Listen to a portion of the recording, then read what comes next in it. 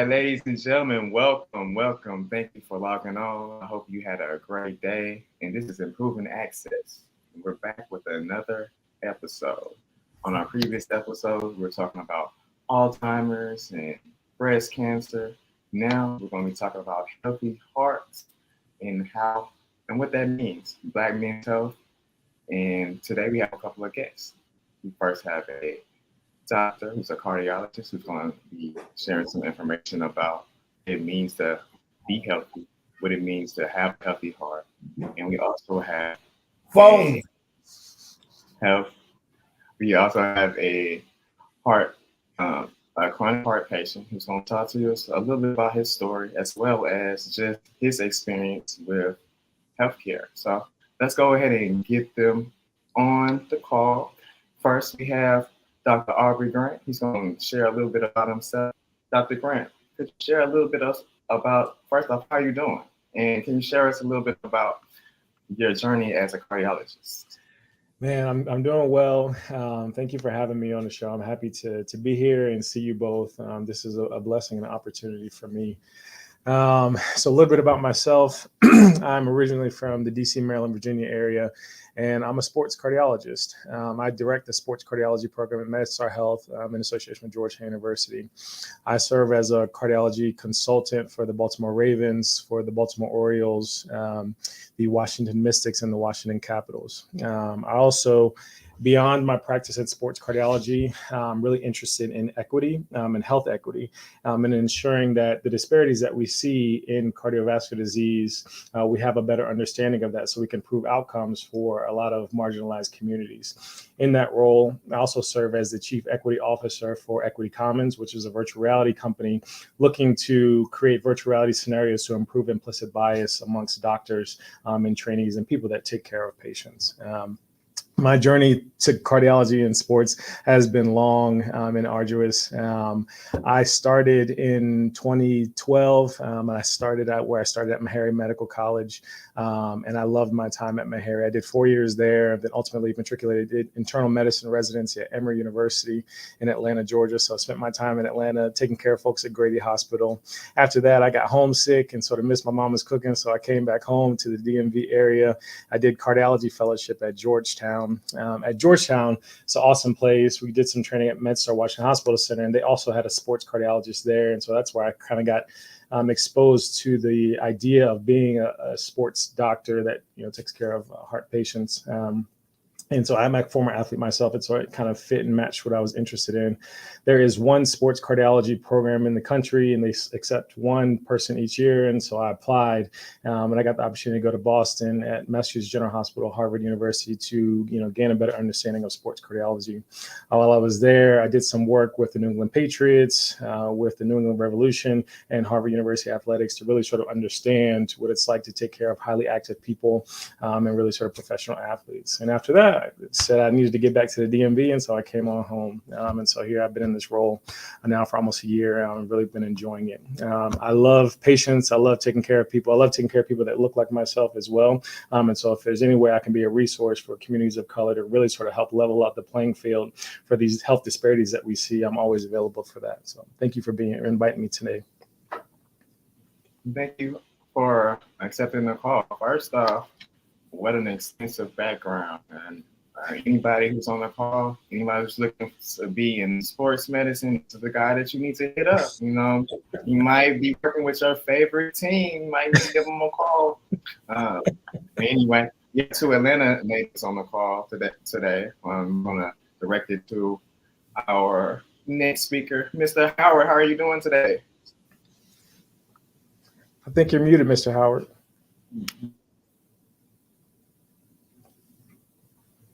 What about now? There you go. Okay. No, I'm good. Thanks for asking. I'm glad you guys invited me in on this. And this is a good subject for me since 1985, 84. I had quadruple bypass. Then I went into the doctor's office and I was at work, and their call came in and said, well, you need to come back. And they, back then, that in 84, the guy said, well, you got some blockages, so we need to do a whatever you call that thing. They run the tube up your thigh. Doctor, you can tell me exactly what that means. What are the You're cardiac? talking about an angiogram, Cath. catheterization. Cath. And they went and said, we had 90% here, 85% here, this and that. So, that's kind of scary. And they said, well, they were trying to schedule when you want to get it done. I said, well, I'm already here. Let's just go ahead and do it while I'm here. Why should I go back home? Well, you already got the needle up, the thing up in the cath. So let's just go. And so they went on and they did it. And they quadruple bypass. And then in 2017, they went back in. I think I didn't have one artery open. So they went in and they opened up 3 more. So I've been doing good since then and no problems, I got off majority of the medication. One of the best medications, I think, and doctor, you can comment on this, is the my mind is going. Excuse me 1 second.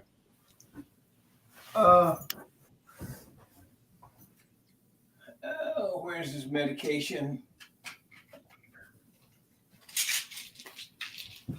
This is a medication that has really helped me. It's called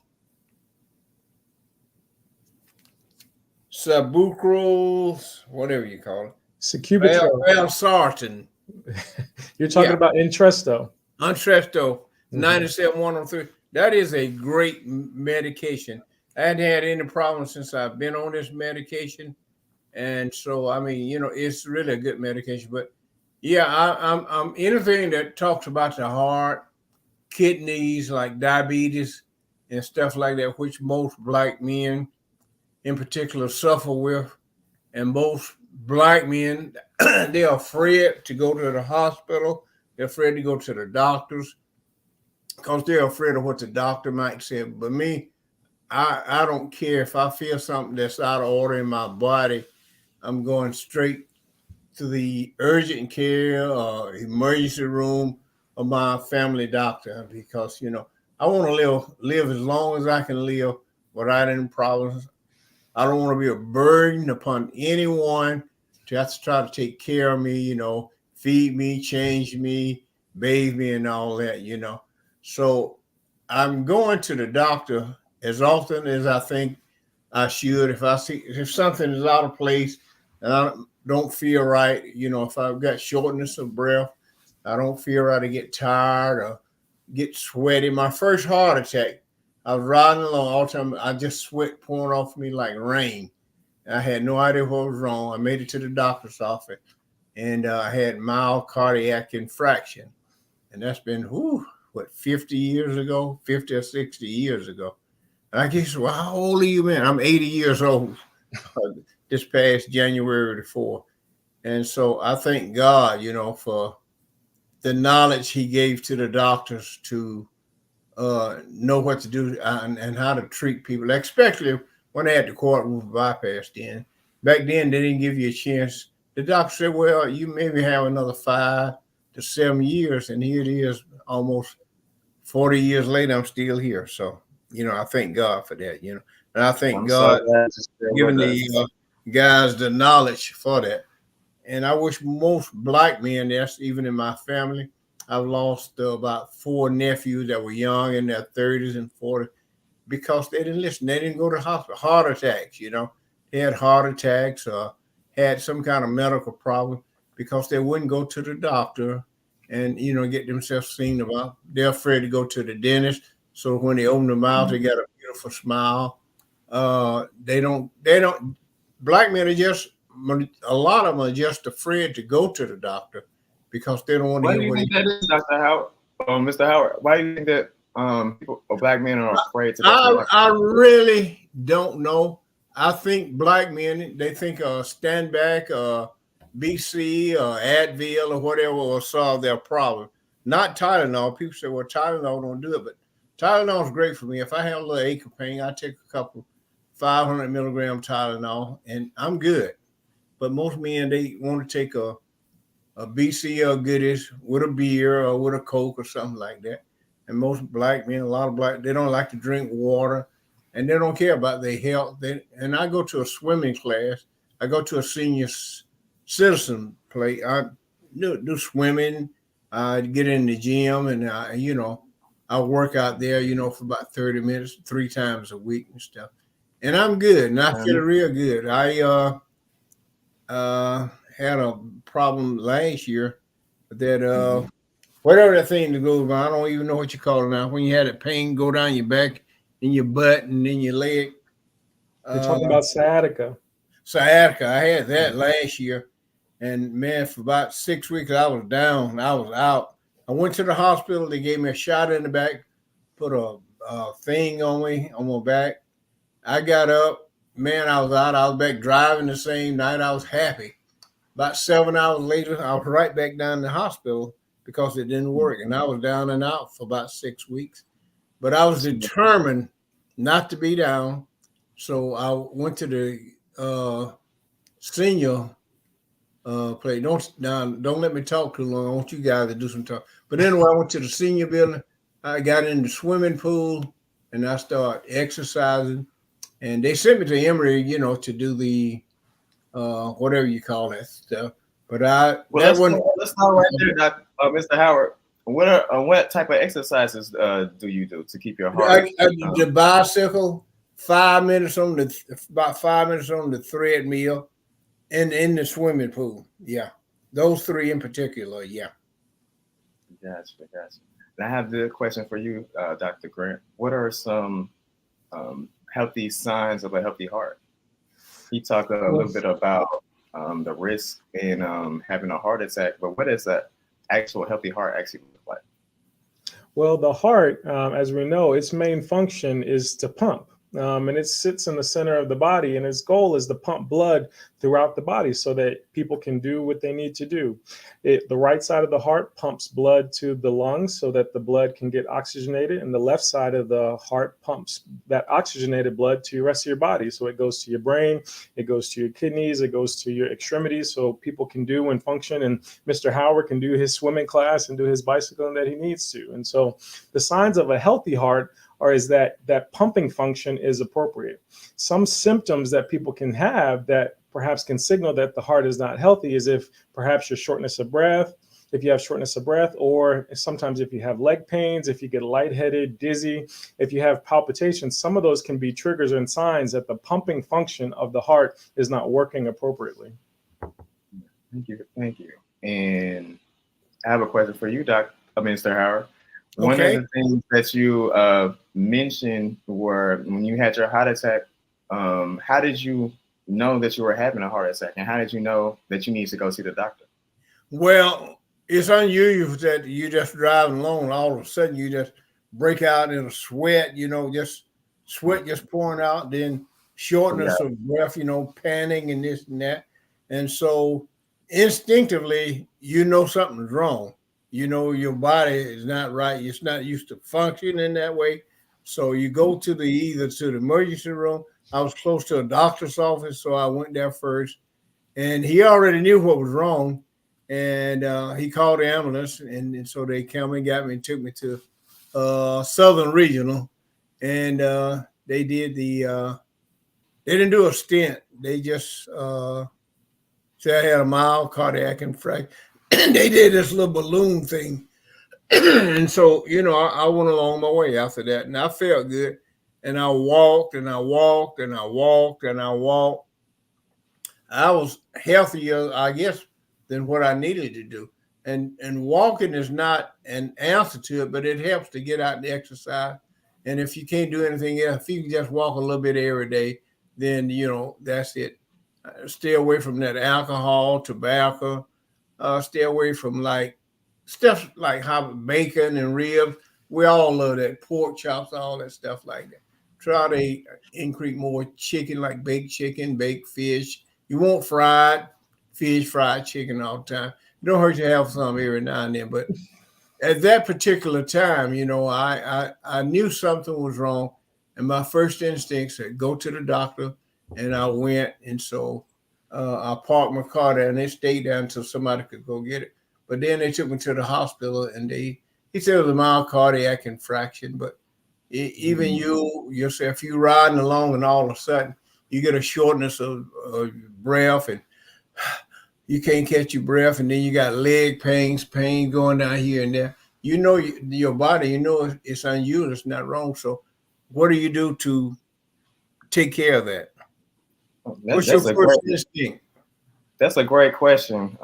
Let's say if you weren't near a hospital and you were having a heart attack, what are some things, doctor, that you would recommend a patient do if they are showing signs of a heart attack? The first thing I would recommend is to get to a hospital. So by any way possible, if you can get to a hospital, get to a hospital. If you happen to have some aspirin nearby and you are having chest pain and the sweaty sensation that you were feeling, we call that diaphoresis, or you're feeling unwell, aspirin, 3 aspirin right away, 3 baby aspirin right away can be helpful to try to calm down some of those heart attack pathologies that you are having. But at the end of the day, you need advanced medical care, and that oftentimes exists at hospital settings. So call 911, try to get there as soon as possible. Yes. And do the symptoms change between men and women or having a heart attack? Are there different types of symptoms?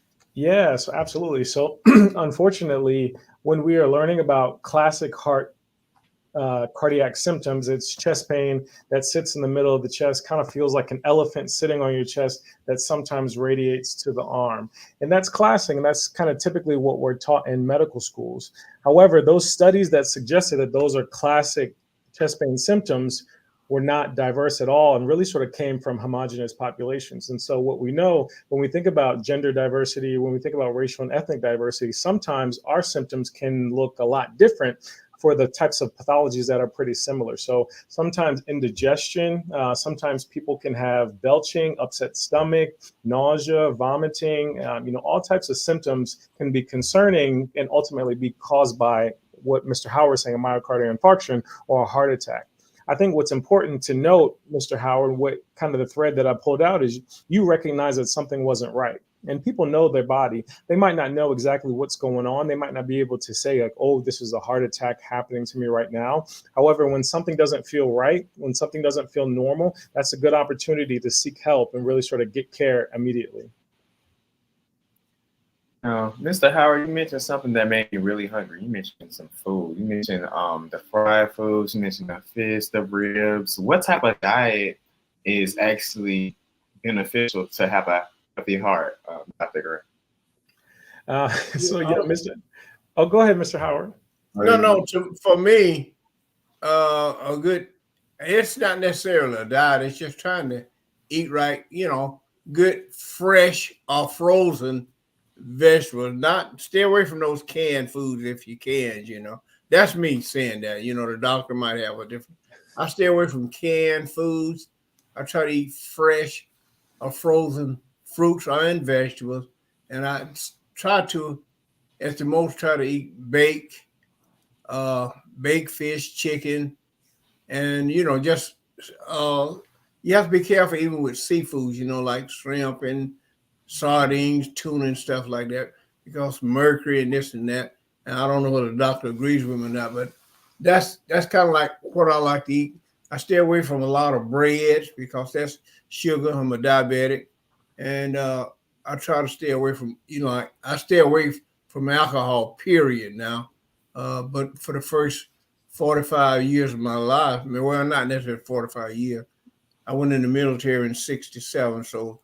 Through that time, about 20 years after that, I drank beer or wine, but other than that, after that, when they start talking about sugar, and I was diabetic, so I stopped. But you like I said, doc, your body, and if you got aspirin on hand, if you don't have aspirin like me now, for the last 20-something years, this little bottle here, and the doc knows what it is, and I don't know whether you know it is or not. Nitro tabs that you put up under your tongue if you're having a heart attack.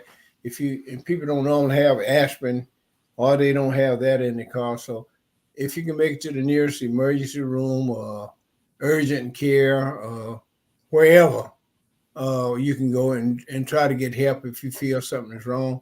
And if you feel like you're having a heart attack, just turn your emergency blinkers on and pull beside the street, and if you can get out and ask for help, and maybe somebody can call 911 and get you to or if you can do it yourself, instead of trying to drive and maybe cause an accident and hurt yourself or somebody else. Thank you. And Yeah. Dr. Kramer, what do you think would be a healthy diet for someone who's having heart problems or conditions? Mr. Howard was kind of spot on, to be honest. For cardiovascular health and prevention, the data suggests that a Mediterranean diet is the best diet for overall prevention of further progression of heart disease. And what does that consist of? So, lots of good, healthy omega-3s from, types of, fish such as salmon, et cetera. Extra virgin olive oil can be healthy, making sure you're having an adequate supply of fruits and vegetables, limiting our starches, our sweets, kind of the typical things. One thing I like to add to my diet are fresh beets. Beets are high in nitrates. So that tab that Mr. Howard, you were talking about, nitroglycerin, you can get a nice dose of that from the foods that we consume. And so, I drink some beet juice weekly, and I like to add beets to, if I'm having a salad, I'll do that. The things I like to avoid are mostly animal products. So what we know is that when we're having plaque buildup and narrowing of our heart arteries, which can contribute to heart attacks, it's due to having an excess amount of LDL cholesterol in the blood. That LDL cholesterol is sort of the building blocks of atherosclerosis and plaque. And so the LDL, you can oftentimes find that in things like dairy products, meats, cheeses, red meats, et cetera. Kind of all the things that Mr. Howard, you said they sound good. Your ribs, your fried chicken, that's got a lot of LDL cholesterol. And so exposure to high levels of this over time, unfortunately, can lead to the narrowing of the arteries, which can ultimately require surgery or stents to try to fix. So I always recommend people to really sort of focus on your diet. But beyond that is sort of understanding what your numbers say. Because if you're eating healthy things and your LDL cholesterol is still high, then we really need to have a intense conversation about how to properly manage that. You bring up a good part, because I'm thinking, talking about lifestyle. One thing about that, we mentioned eating healthy, you mentioned exercise, but in life, Ms. Howard, what are some things that you did and talked to with your doctor that you would tell somebody else dealing with cardiovascular issues as far as their lifestyle? We talked about food, but what questions would you ask your doctor, or what type of follow-up would you have with your doctor once you've seen your doctor? Well, some basically the same thing that the doctor was saying.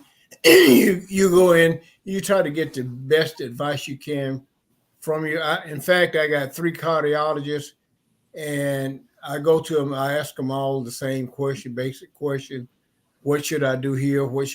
How should I do this? I do an echocardiogram every year. I do the stress test, not on the treadmill because I wear myself out on the treadmill, but the medical treadmill. And I try to stay as healthy. And one of the things he did me, those beets, I forgot about those red beets. They are really good for you. But I ask all the right questions to the doctor. What about this? What do I do? How can I do this, do that? Try to, keep your arteries clean. They're already clogged. They got stents in them. But what can I do to keep them from further damage? And because, I'm a diabetic, stage 2 kidney disease, and so I want to live as long as I don't want to live out of stupidity by not going to the doctor to see. I had uncles, I had my brothers, I've got friends that are all dead and gone because they didn't go to the doctor. They were afraid. Black men are afraid to go to the doctor for whatever reason. They like to sit around, drink, watch the football, basketball game, which is good. There's nothing wrong with that. Eat pork rinds, eat ribs, chicken wings with all the grease and stuff and fat and stuff in them.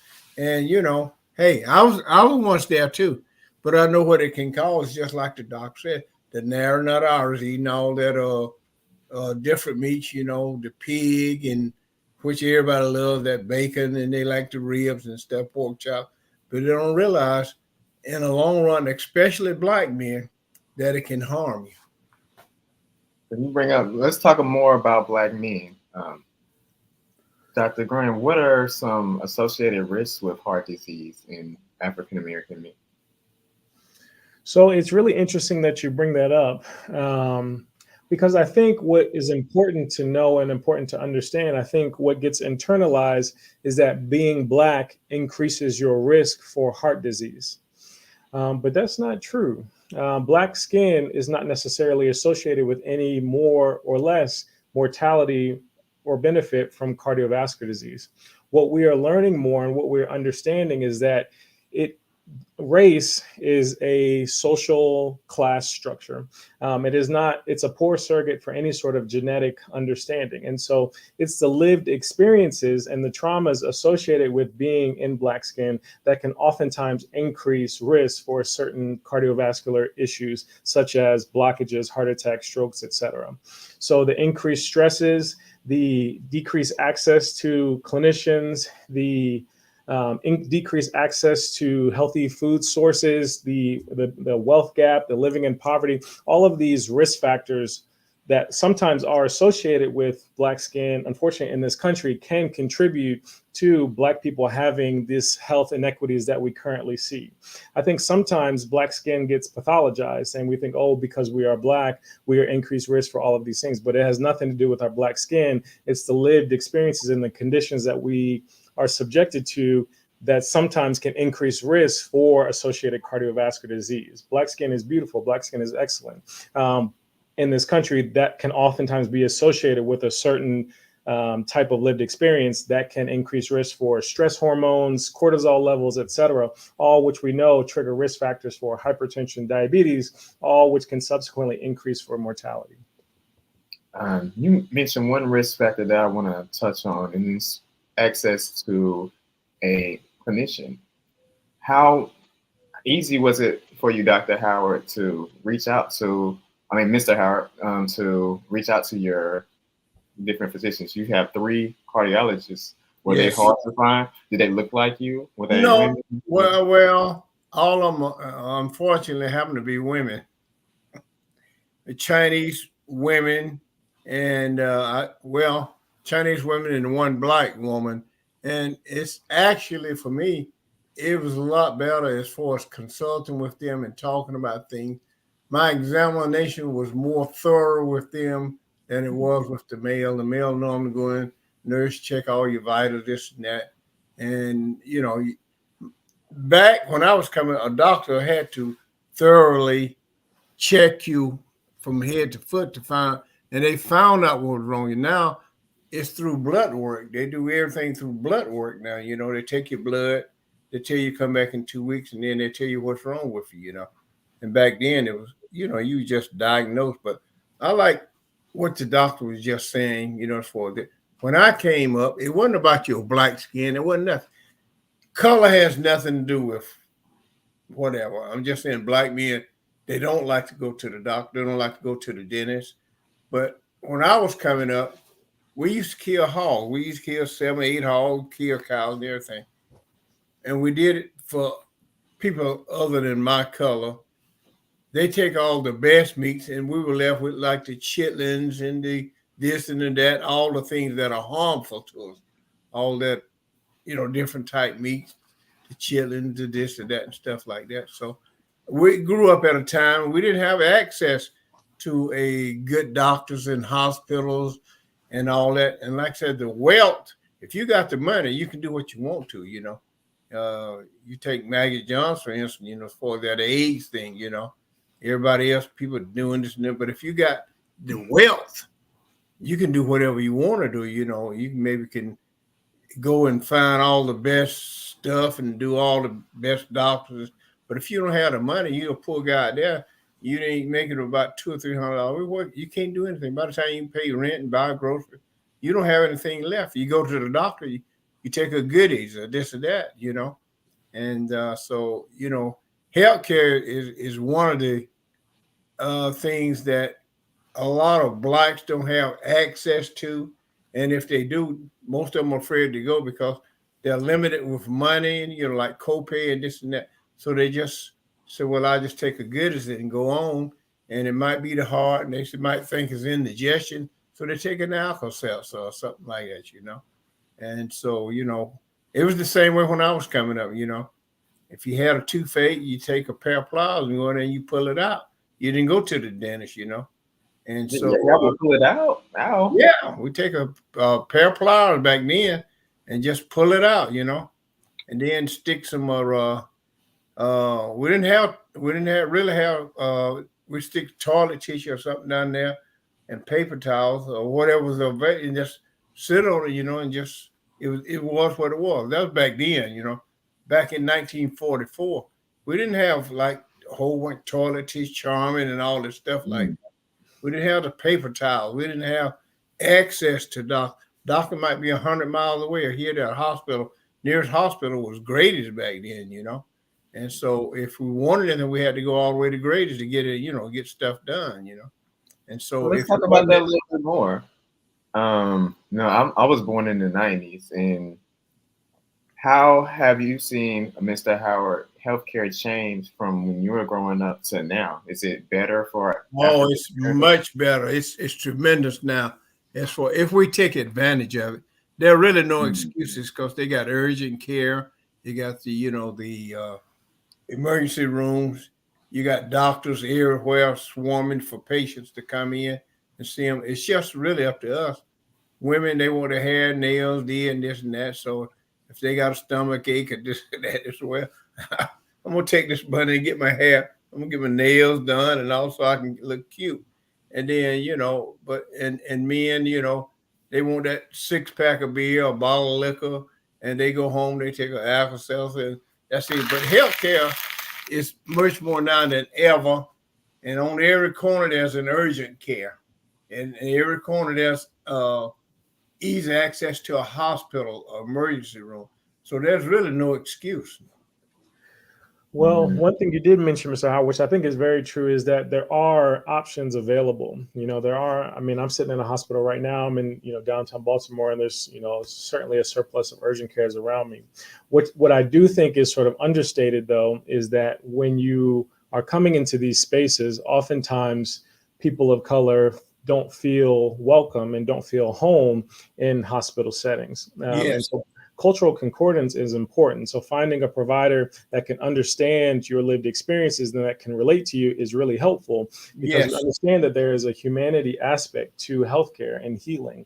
Mr. Howard, you come to see me, I need to be able to understand you, how you think and how you operate, so that I can better reach you on a level so you can achieve the healthcare that you want to. And that's very important.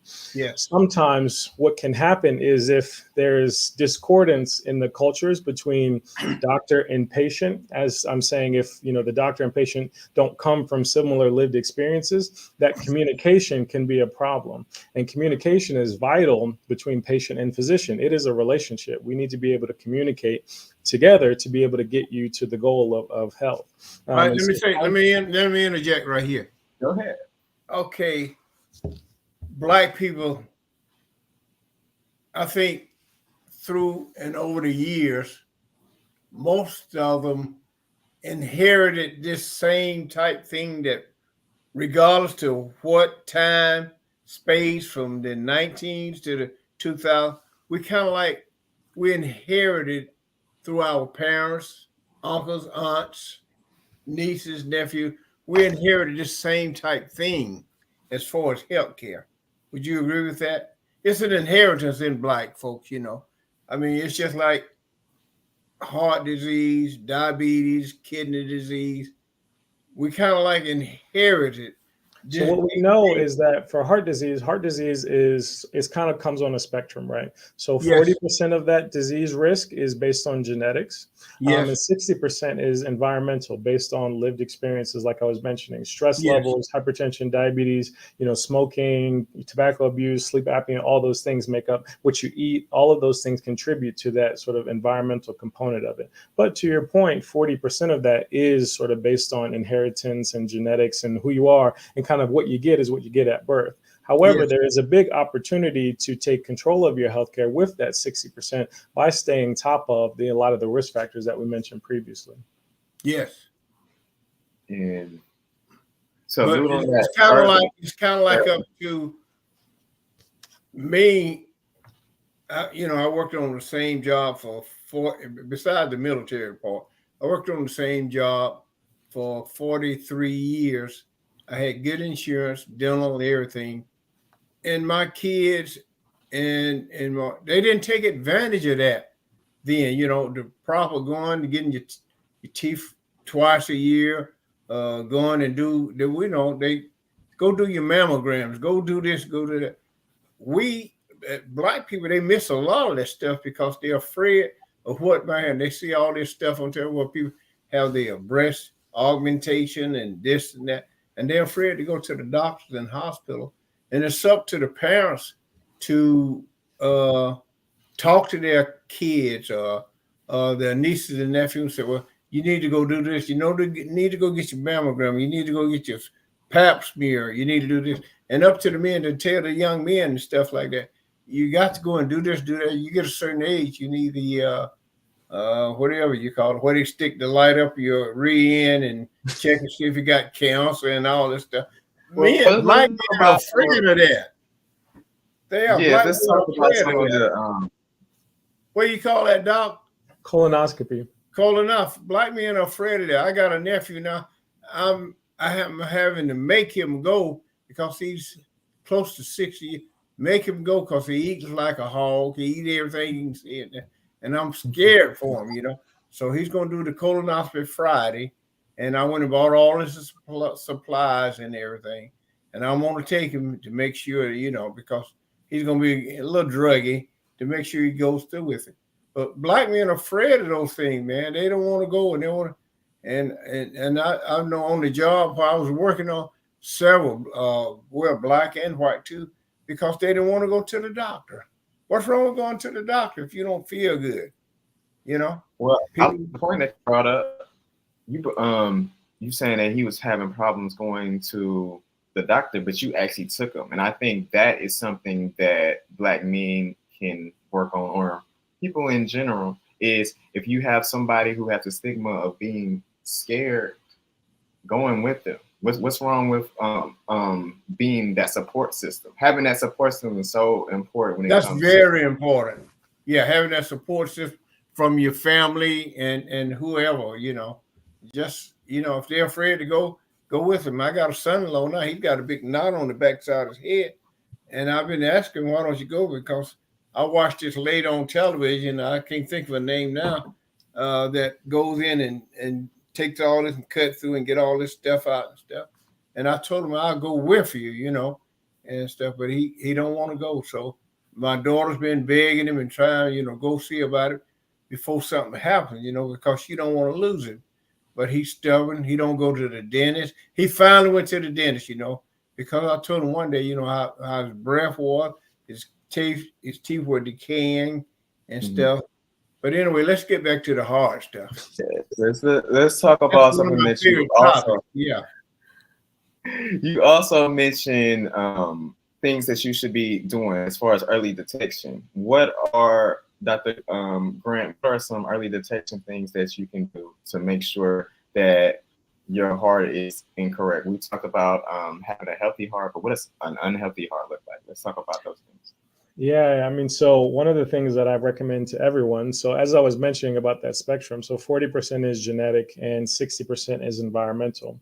So how do we begin to understand that genetic piece? And so certainly understanding your family history. So asking questions. Next time you're at the family reunion, ask them what's up with their medical history, just so you can gain more knowledge about what sort of interplay of disease runs in your family. That is important to have that information. And oftentimes our communities don't have that level of knowledge, which can be very, very valuable. Beyond that, one blood test that I often offer to people is called a lipoprotein A. The lipoprotein A test is what we think is a sort of a genetic surrogate for our cardiovascular risk over time. And it's a simple blood test. You get it once in your lifetime, and it really sort of helps your cardiologist understand how to intensely monitor your cholesterol levels over time. If you do have a positive lipoprotein A, that would suggest that you need to be more intensely monitoring those LDL cholesterol numbers over time. We know that exposure to cholesterol, high levels of cholesterol over time, can lead to those plaques. And then on top of that, if you have a genetic predisposition, that can really cause accelerated heart disease. So understanding that genetic risk and then being intentional about knowing your numbers, in particular your cholesterol numbers, can be really helpful. Beyond that, another thing I think everyone should do and everyone should have is a blood pressure cuff. It's easy enough to get online. You can get it from CVS, Walmart, Amazon, whatever.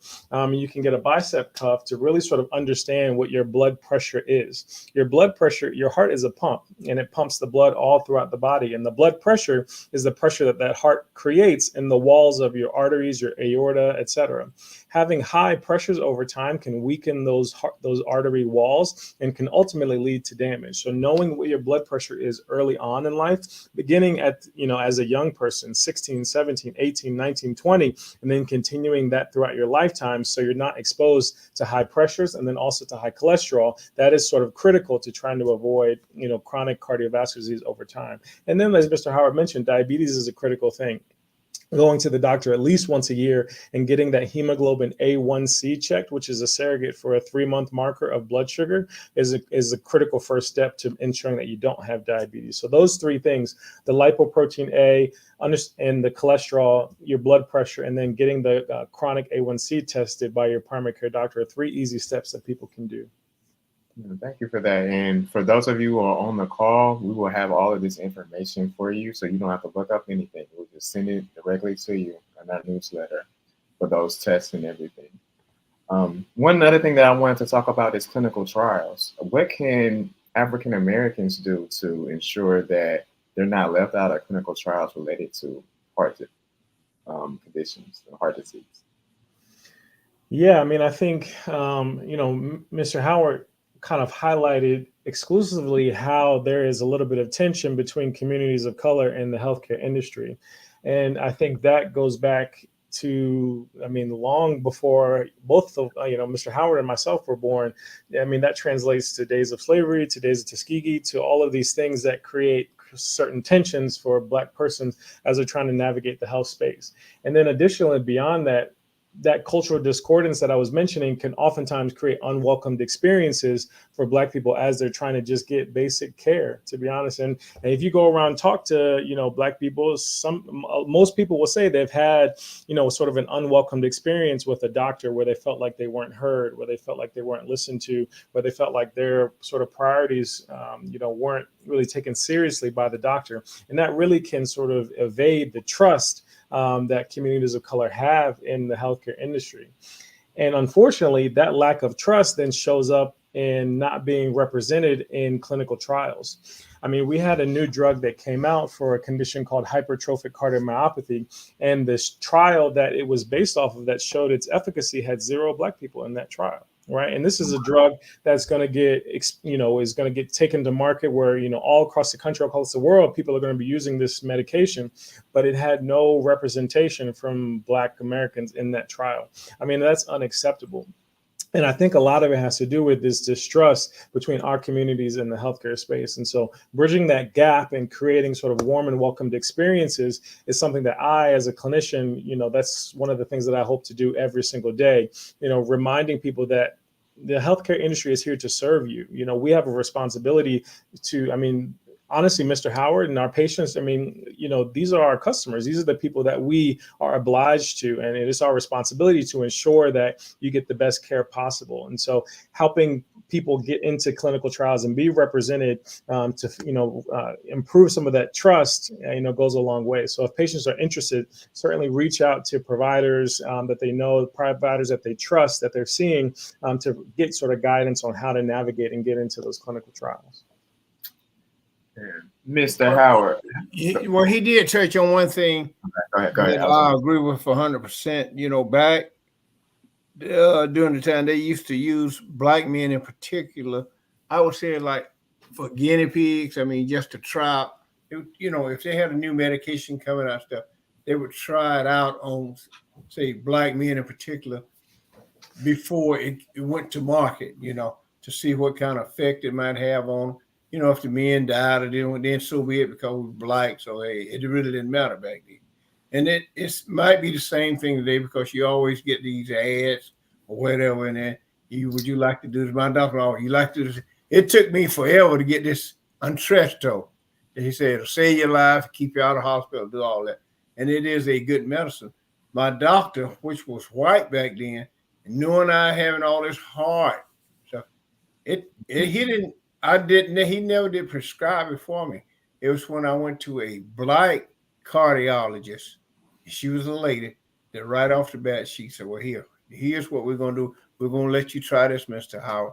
And then I've been taking it for some years now. And it's good. But back then, I remember because my dad told me back then he went to a doctor. We just went to a regular, there was a white doctor back then. There wasn't no black doctor. And he said, well, he's just using me. He experimented. He said, I want you to try this and see how this works. He didn't say, well, this is going to take care of your problem. This is going to help you there. He said, just try this. So we were using this guinea pig back during those times to try this, try that out and stuff like that. And I don't know, did you say Tuskegee men or whoever it was? It was some men back there then that they would use as human guinea pigs to try out different medication, this and stuff like that. So I think you're alluding to the U.S. Health Service study at Tuskegee in which they didn't treat syphilis. These people the people already had syphilis, but they did not treat them.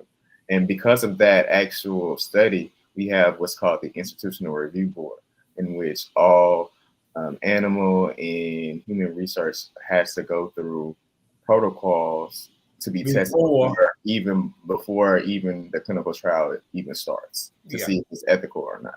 Yes. I think, but you bring up several great points. Traditionally, medicine has not seen a lot of Black doctors, a lot of other communities of color, and now you said that you felt more secure when you had the female, doctor, correct? So maybe perhaps if you look around now, what kind of you got Indians, Pakistanians, whatever doctors. You don't see that many Black doctors. You see a lot of Black women doctors before Black men. You don't, because they're Indian, Pakistani, this, that stuff in all your hospitals and this and that, so you take what you get, Our Indian and our Pakistani doctors, we support them. They can be excellent clinicians, but we do understand that, having a doctor that understands your lived experience and understands where you're coming from is really important.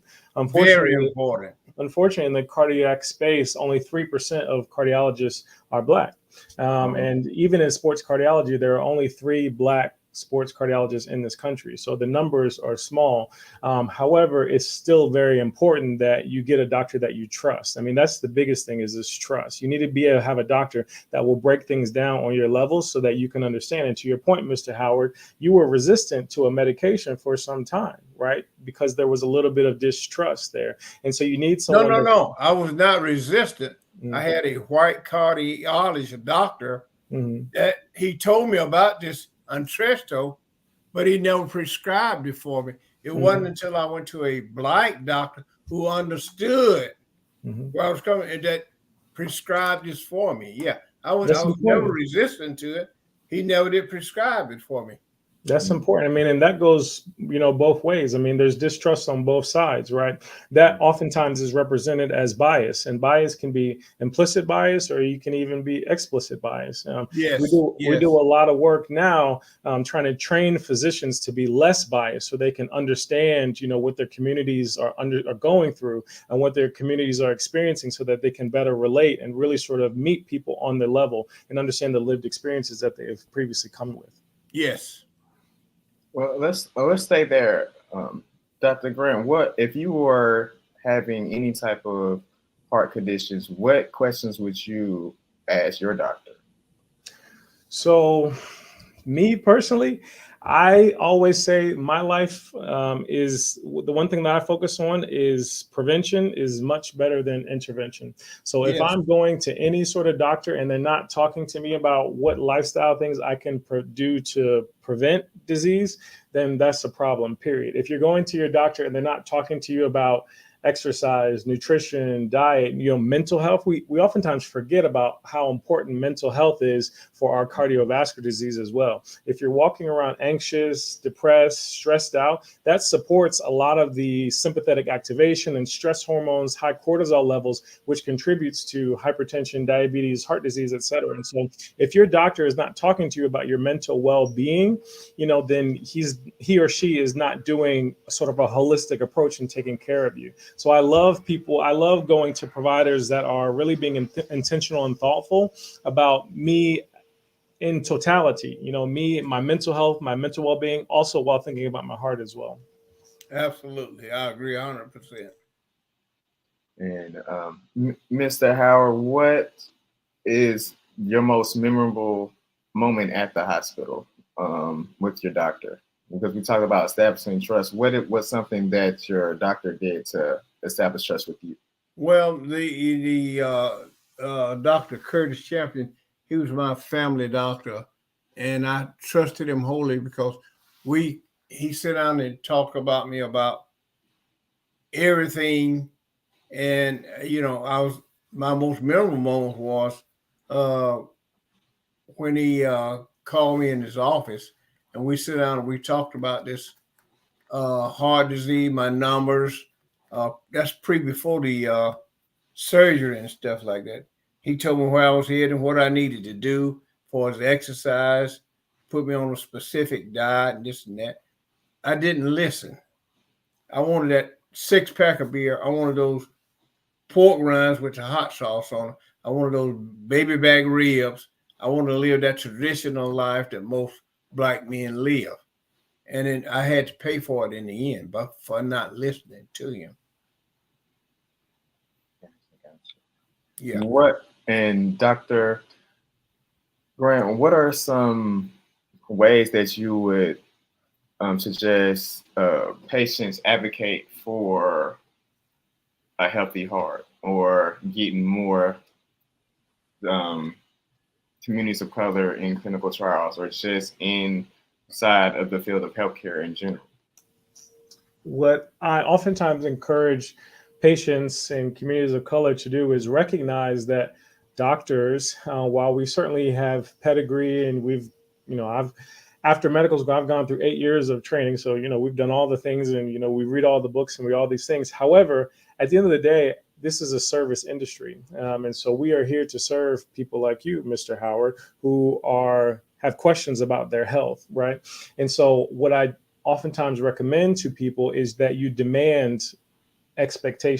an expectation that you're going to get some education, you're going to get some understanding, you're going to get some empathy, and you're going to get some support to help you sort of go on this journey towards finding health. I mean, I think people are oftentimes scared and shy to talk to their doctors and sort of bring up some concerns. If they have some questions about what the doctor is saying, and maybe there is some confusion, maybe about what medicine or what the doctor is actually saying, sometimes people don't really want to speak up and have their voice heard, and they're kind of quiet and they're not really sort of expressing like, I actually didn't really understand what you were saying when you said that. Can you say it to me in a way that I understand? And that's an expectation that all people should have as they are navigating the healthcare space. Unfortunately, I feel like community college don't necessarily feel like we have the voice to be able to speak up and to be able to demand that from our providers, but that is essential. Oh, absolutely. Most people go in there and they want to hurry up and get out of there. They don't want to take the time to ask questions. They don't want to know this, that. They want to just get their blood pressure taken and whatever, your vitals taken. And they don't ask the question, what about this? If you don't understand, ask the question, Nobody knows what those medical terms and the words.